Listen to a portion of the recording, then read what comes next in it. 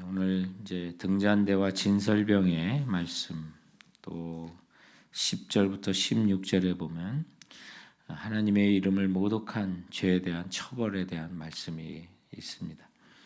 15절부터 15절 이하에 또 마지막까지는 우리가 동형법이라고 그러죠. 같은 형벌을 한 자를 같은 벌로 다스린다. 해서 뭐 눈에는 눈, 이에는 이, 우리가 잘 아는 것처럼 그렇게 형벌을 갖추도록 하는 그런 말씀이 있는데 특히 이제 오늘 이 10절부터 16절에 있는 슬로밋 아들이 싸움 중에 하나님의 이름을 아주 욕되게 하는 저주하는 그런 거에 대해서 하나님께서 저들을 진 밖에서 처형을 하도록 명령하는 걸 통해서 우리 하나님의 이름이 얼마나 존귀 영광 받으셔야 하는지에 대한 말씀이 있게 되고요. 특히 이 레위기 24장은 우리가 이제 출애굽기에 의해서 또 레위기에 이제 하나님의 계명들이 계속해서 반복되면서 이게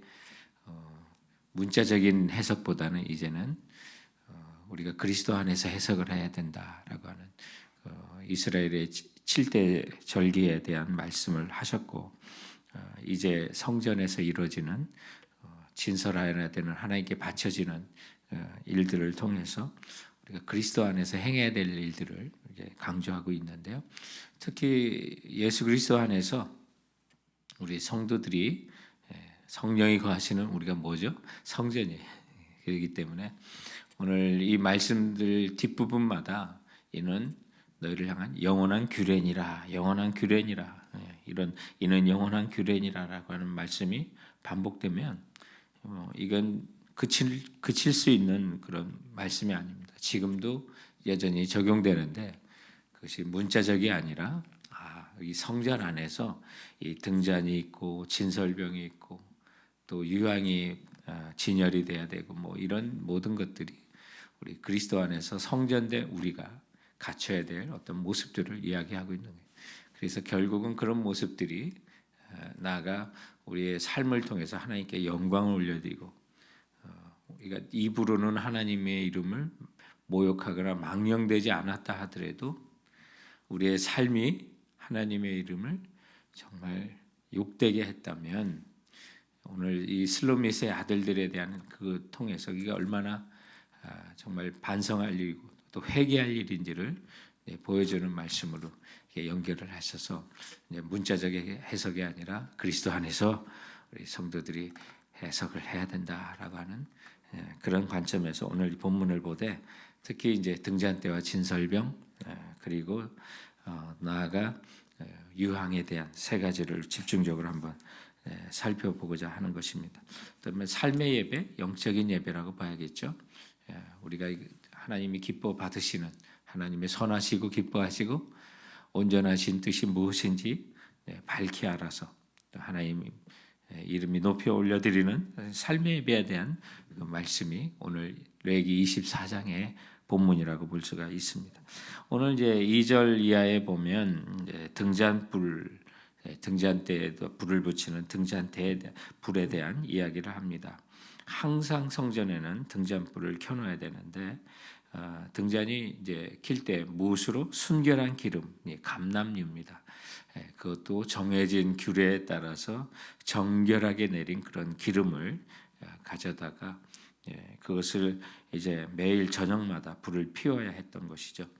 순결한 기름을 채운다는 것은 성도들이 영적으로 날마다 얼마나 성령 충만한 생활을 해야 되는지를 보여주고 그 성령 충만한 생활이 우리 세상에 빛이 되는 모습으로 드러나는 것을 기억하시면 그게 이제 맞습니다. 너는 세상의 빛이니 예수님께서 등경 위에 둔다고 말 아래 두지 않고 등경 위에 둬서 세상에 비친다고 하신 그 말씀을 생각하게 되는데 순결한 기름으로 성령 충만하여 이렇게 해석하시면 됐습니다. 오늘날 그리스도 안에서 오늘 이 본문을 해석한다고 볼 수 있는데 성령 충만에 반대되는 개념을 이해하시려면 알코올 충만입니다. 술 취한 사람들 어떤 행동을 하는지, 술 기운에 대해서 술 기운의 영향을 받아 행동하는 것처럼 성령 충만하면 우리의 주인 되신 성령님의 지배 온전히 받고 행하는 그 모습을 상상하시면 되는 것입니다. 여기 근데 이제 금으로 만든 그 등잔대인데요. 등잔대 하나에 들어가는 금이 34kg입니다. 한 달란트. 엄청나게 많은 거죠. 그걸 금을 녹여서 주물을 넣고 손쉽게 만드는 게 결코 아닙니다. 거기서 금을 때려 모양을 만들도록 하는 보통 기술이 아닌데, 그래서 줄기에 양옆에 3개씩 가지를 만드는 건데, 이것이 이제 예수님의 말씀을 통해서 나는 포도나무에 너희는 가지니, 이게 예수님께서 이 말씀을 하시면서 해석이 되는구나. 우리 주님에 붙어 있는 가지로서 우리가 주님의 말씀이 내 안에, 내가 또 주님 안에 거하면 과실을 많이 맺고 세상에 빛의 열매를 내는, 빛을 발하는 그 모습을 비치는 것. 이 구약에는 나오지 않고 갑자기 신약에서 이제 수전절이라고 하는 불을 밝히는 예식을 하는 게 있는데, 그게 오늘 이 등잔대와 연관이 있는 거죠. 이스라엘의 일시적으로 지금 그 중간 시대, 신약과 구약의 중간 시대에 시리아의 지배를 받은 적이 있었는데요. 물론 이제 그것이 시리아가 아니라 그 그리스로부터 이제 번져 나온 그 나라들의 뿌리에 의해서 이게 지배를 받을 때 성전에서 예배도 못 드리고 돼지 피로 아주 모욕을 당하기도 하고, 그럴 때 이 등잔대를 어느 제사장이 집으로 가져가서 보호를 했다고 하는 그런 일도 있고, 또 마캅이라고 하는 장군에 의해서 성전이 회복되고 예배가 잠시 회복될 때가 있었는데, 그때 이제 이 등잔대와 순전한 기름이 있어야 되는데 순전한 기름이 준비가 안 됐다는 거예요. 너무나도 갑작스러운 성전을 회복했기 때문에. 그런데 기름이 이게 하루치밖에 쓸 수 없는 그런 기름. 그래서 정제하여 하나님께 바쳐질 순전한 기름을 만드는데 기간이 필요했는데, 그것이 7일 동안 그 불이 꺼지지 않냐고 계속 타올랐었다. 그래서 하나님이 우리에게 주신 큰 은혜다. 그래서 그것을 날마다 이제 매년 우리 크리스마스 절기와 비슷하게 이어지는 바로 하누카라고 하는 절기가 그때 만들어져요. 그래서 그 등잔대도 바로 그거예요. 중심에 6개의 가지, 그래서 7개의 어떤 이렇게 촛대 모양을 갖고 있는 그 촛대, 바로 그것이 오늘 이 본문이에요. 그래서 하나님의 명령하신 규례대로 또 그것을 순전한 기름으로 성령 충만하여 세상에 빛이 발하는 그 말씀으로 예수 그리스도 안에서 오늘 이 본문을 해석할 수가 있는데, 오늘 저희들이 두 번째 불렀던 찬송 가운데 421장 내가 예수 믿고서 죄사함 받아 나의 모든 것이 변했네. 그 2절에 우리가 2절과 3절을 우리가 한 번씩 더 반복했는데 바로 이 메시지를 담고 있는 거예요. 주님 밝은 빛 대사 어둠에 치고 나의 모든 것 다 변했네. 그리고 3절에는 내게 성령이 임하고 그 크신 사랑 나의 마음 가득 채우며, 그래서 성령이 가득하고 또 주님 나의 밝은 빛 대사 내가 그 빛에 세상을 비칠 수 있는 예수 그리스도의 제자가 되는 것, 등잔대의 메시지라고 볼 수 있고, 성령이 거하시는 성전으로서 우리가 마땅히 행할 바인 것을 말씀해주고 있는 것입니다. 그런가 하면 오늘 이제 진설병에 대한 말씀이 5절과 6절 그리고 8절에 그 말씀이 있습니다. 그래서 또 오늘 본문의 8절을 보면 이제 안식일마다 이 떡을 여호와 앞에 항상 진설할지니 이는 이스라엘 자손을 위한 것이 영원한 또 언약이니라. 이것도 영원한 거예요. 지금도 이어지는 거예요. 지금도 이어져. 근데 우리가 보면 매주일 떡을 진설하지 않잖아요. 그러면 이 메시지는 그대로 살아 있는 것이다. 우리가 잘 아는 것처럼 예수님께서 요한복음 6장 35절에 있는 것처럼 나는 생명의 떡이니 내게 오는 자는 결코 줄이지 아니할 테요. 나를 믿는 자는 영원히 목마르지 아니하리다. 주님이 떡이셨어요. 보면 그래서 우리가 무엇으로 사느냐, 우리가 주님께서 말씀하신 것처럼 우리는 이 세상의 떡으로 살아가는 것이 아니라 주님의 말씀으로 살아가는 자입니다라고 하는 거 고백하고 안식일마다 그 떡을 새로운 떡으로 진열한 것처럼 우리가 정말 주께서 허락하신 그 주일마다 항상 우리 심령에 주께서 주시는 말씀으로 가득가득 새로운 떡으로 수십 년 전의 은혜로 묻어가려고 하지 마시고 항상 새로운 말씀 내 마음에 가득 채워주길 원합니다. 그런데 우리가 이 진설병에 대한 이야기를 할 때는 우리가 예수님이 생명의 떡이십니다. 우리가 이거 잘 아는데 이 진설이라고 하는 거는 그 의미가 있어요. 진설이라고 하는 거는 얼굴의 떡이라고 하는 거예요. 진설병이 얼굴의 떡. 그런 이제 직역하면 얼굴의 떡이라고 해석할 수 있어요. 그래서 우리 음식을 빚으신 분과 얼굴과 얼굴을 대하고 맛있습니다. 정말 잘 만드셨어요. 우리 식사를 할 때 그러잖아요. 누가 대접할 때 그것처럼 그 생명의 떡을 베푸신 예수님과 교제의 의미가 또 있어요. 근데 우리가 이 두 번째 의미를 많이 놓쳐요. 이 진설병을 통해서 생명의 떡이 되신 예수 그리스도와 함께 그분의 말씀으로 우리가 이 세상을 살아가는 거고, 또 하나는 날마다의 삶에 이 말씀을 베푸시는 주님과 얼굴과 얼굴을 대하여 우리가 교제하며 살아가는 그 의미를 거기에 담고 있어야만 하는 것입니다. 그럴 때 오늘 이 말씀이 영원한 규례라고 그랬잖아요. 그래서 우리는 주님의 생명의 떡으로 삽니다. 그리고 날마다 이 떡을 베풀어 주시는 주님의 얼굴을 대하고 그분과 함께 친밀한 교제 가운데 살아가길 원합니다. 라는 메시지로 오늘 진설병의 의미를 들으시면 되겠습니다. 그런데 오늘 여기 본문에 보면 이제 진열하는 것 중에 등잔불을 또 켜고 진설병만 있는 게 아니라 여기에 유향을 또 7절 말씀에 보면 그 유향을 또 이렇게 진열을 하게 되어 있습니다. 그래서 너는 7절에 또 정결한 유향을 그 각 줄 위에 두어 기념물로 여호와께 화제를 삼을 것이며라고 그래서 유향도요 이렇게 쭉 진열을 하고 진설을 합니다. 그러니까 유향은 향기를 올려드리는 때 쓰는 거죠. 그냥 우리가 쉽게 이해한 것처럼 기도를 생각하시면 맞습니다.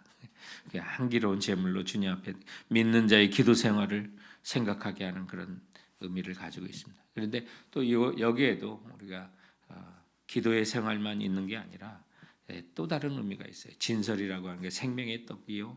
그러나 주님과 얼굴을 대하고 교제한다고 하는 그런 메시지가 있는 것처럼 유향에도 우리의 기도가 오늘도 주님 앞에 향기가 되어 올라갈 뿐만 아니라 유향이라고 하는 그 자체 그것이 이제 아라비아 사막에서 자라는 나무에 상처를 내서 나오는 그 어떤 진액 향기로운 흰색의 우리 개념에는 송진을 많이 생각하면 맞아요. 그것과 같은 냄새는 아니지만 나무에 상처를 내서 거기서 나오는 그 진액을 가지고 오늘 떡 위에 올려놓으라고 하는 이 말씀 속에서 유향은 그걸 그 자체를 통해서 저절로 나오는 게 아니라 나무가 상처를 내어 나오는 그것을 통해서 우리의 헌신을 이야기해요. 헌신, 희생이 따르는 거죠. 헌신이 그냥 되는 건 아니잖아요.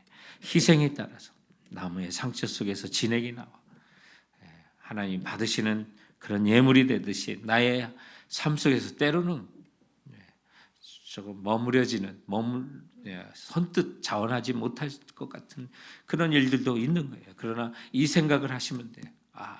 내 삶이 내가 이 세상을 살아가는 주님 앞에 바쳐지는 유향이 되겠다. 상처 속에 나오는 그 유향. 그래서 때로는 힘에 지나도록 헌신을 해야 될 때가 있는 거예요. 그런 희생이 필요한 거예요. 그런 어려움을 감당할 수 있는 그런 마음이 우리 안에 있어야만 하는 거예요. 오늘 이 모든 본문의 말씀이 이 땅을 살아가는 우리가 거룩한 성령이 거하시는 성전으로서 또 제사장으로서 우리의 삶 속에서 이런 일들이 일어나서 우리의 삶이 하나님이 이름이 거룩히 영광을 받으시는 삶으로 이어질 것을 오늘 이 본문은 말씀하고 있는 것입니다. 마틴 루터가 종교개혁을 추진하면서 위대한 책을 이렇게 쓰셨는데 그 중에 한 권이 1520년에 쓴 독일 귀족들에게 고함이라고 하는 그런 책이었는데요. 거기에 이제 종교개혁의 핵심 사상인 모든 신자 제사장 직분에 관한 내용이 이제 거기에 자세히 설명이 있어요. 만인 제사장이라고 하는 설을 우리가 많이 쓰는데 정확한 용어는 아닙니다. 그것은 모든 신자 제사장이라는 거죠. 예수 믿든 안 믿든 모든 사람을 가르쳐서 만인이라는 말 쓰잖아요. 근데 거기에는 믿는 사람들 모든 믿는 사람이라는 개념이 담아서 그 말을 쓰는데 정확히 말하면 모든 신자가 제사장이지 사람마다 다 제사장은 아니다라고 볼 수 있는데 거기에는 두 가지를 강조하고 있어요. 특권에 대한 강조가 있어요. 우리가 잘 아는 그 특권이에요. 우리 예수 그리스도를 믿는 오늘을 살아가는 우리 모두가 한 사람 한 사람이 모든 신자가 제사장이므로 사제나 신부나 마리아나 천사와 같은 어떤 중보가 필요 없고 하나님께 직접 나갈 수 있는 이 놀라운 특권이 있다라고 하는 것에 우리가 많이 들었고 깨닫고 알 거예요. 그러나 거기에 이어서 누구도 끼어들 수 없는 이 특권과 함께 제사장이 갖고 있는 의무가 있다는 그런 강조가 거기에 있어요. 사실 우리가 이거 많이 놓치고 있는 그런 부분이에요. 그 의무, 우리를 구원해 주신 우리 하나님의 그 아름다운 덕을 선전하며 살아가는 것에 대한 그 메시지가 그 책에 가득 차 있어요. 마찬가지예요. 우리는 우리 주님께 나가는 특권만 있는 게 아니라 그 제사장이 갖고 있는 의무가 있는데 그것은 순결한 기름을 가득 채운 등잔대처럼 성령이 충만하여 이 세상에 예수 밝은 빛을 우리가 받아 그 빛을 세상 가운데 비추고 복음의 빛을 비치며 날마다의 삶에서 하나님의 말씀을 양식 삼을 뿐만 아니라 예수 그리스도를 얼굴과 얼굴을 대하듯 주님을 대면하며 교제하며 오늘도 주님께 때로는 우리의 희생을 드려 헌신하며 주님 앞에 향기로운 기도를 올려드릴 수 있는 그래서 주님 영광 받으시는 그 주의 이름이 높여지는 하루하루를 살아가는 여러분 제사장의 역할을 감당하시는 우리 모두가 되길 주님의 이름으로 축원드립니다. 오늘